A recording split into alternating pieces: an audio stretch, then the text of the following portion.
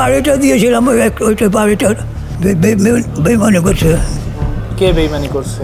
আরে এত কথা কথা কখন নয়। আপনার ছেলে মেয়ে নাই? আল্লাহ রাখবো, রাখবেন আল্লাহ, আল্লাহ রাখবো, আল্লাহ রাখবো। আল্লাহ। Child and old age care, রাস্তায় পড়ে থাকা অসহায় অজ্ঞাত বৃদ্ধ বাবা মা, পাগলি বোন, প্রতিবন্ধী শিশুদের ভরসার স্থান। আমাদের এই প্রতিষ্ঠানে যে সকল বৃদ্ধ বাবা মা এবং অন্যান্য আশ্রিত যারা রয়েছেন তাদের জীবনের গল্প বিভিন্ন জনের বিভিন্ন রকম। আঙ্কেল কেমন আছেন? খুব ভালো আছে। কেন আসছিলেন রাস্তায় আপনি? আপনাকে রাস্তায় পাওয়া গেছে? আরে বাবা, তো সিগারেট বিক্রি করার লেগে। পরিবারে কে কে আছে? কে পরিবার আছে আমার? ছেলে মেয়ে আছে? আমি একাই, আমি একাই। বাড়ি কোন জায়গায় একটু বলেন। আর বাড়ি দিয়ে কী করবো না, আর কি দিয়ে করবো? কিছুই নেই, যেমন আমার জায়গা নেই, কিছু নেই। বাড়িঘর কে নিয়ে গেছে? আর আত্মীয় স্বজন কেটে নিয়ে গেছে। আত্মীয় স্বজন নিয়ে গেছে? বেইমানি করছে। কে বেইমানি করছে? কি বলছে জানতে চিনতে না। এখন এলাম কেন?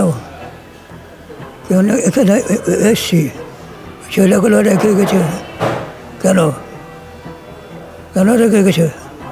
নিরুপায়, নিরাশ্রয়, সেই জন্যই তো আসছি। আপনি কি আবার বাড়ি যেতে চান? আর বাড়ি যাবো? কার কাছে যাবো আমি? কার কাছে যাবো? আপনার ছেলে মেয়ে নাই? বলছি তো মেয়ে আছে, মেয়েটার কোনো স্থায়িত্ব আছে? মেয়ের বাড়ি কোথায়? মেয়ে কোথায় থাকে? ওটা বললেন না, বলা যাবে না। বেমানি করছে, এটা বলা যাবে না। কেন? দেওয়াটা ভুল হয়েছে। কি দিছিলেন বলেন তো? আরে বাবা, বাড়িটা দিয়েছিলাম, ওইটা বাড়িটা 50 কোটি টাকাটা বাড়িটা দিয়েছিল। এইটাই, এই ঘুরিয়ে যে একটাই কথা, আল্লাহ রাখবো, রাখবেন আল্লাহ, আল্লাহ রাখবো,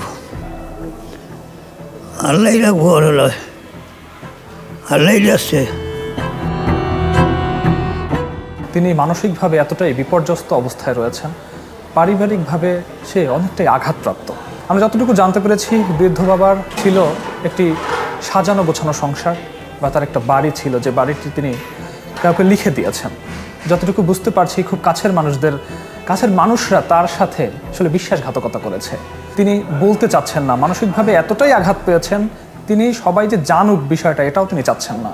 তার এই মনের কষ্টটাকে যেন খুব দ্রুত লাঘব করে আমাদের মতো স্বাভাবিক হতে পারে এবং সবার সাথে যেন এখানে মিলেমিশে ভালো থাকতে পারে। এবং আমরা সৃষ্টিকর্তার কাছে একটাই প্রার্থনা করি, বৃদ্ধ বাবা যেন শেষ সময়টাতে একটু হলেও মানসিকভাবে শান্তি পেতে পারে এবং আমাদের এখানে সে ভালো থাকবে, এই প্রত্যাশা করছি। সবাই ভালো থাকবেন, সুস্থ থাকবেন।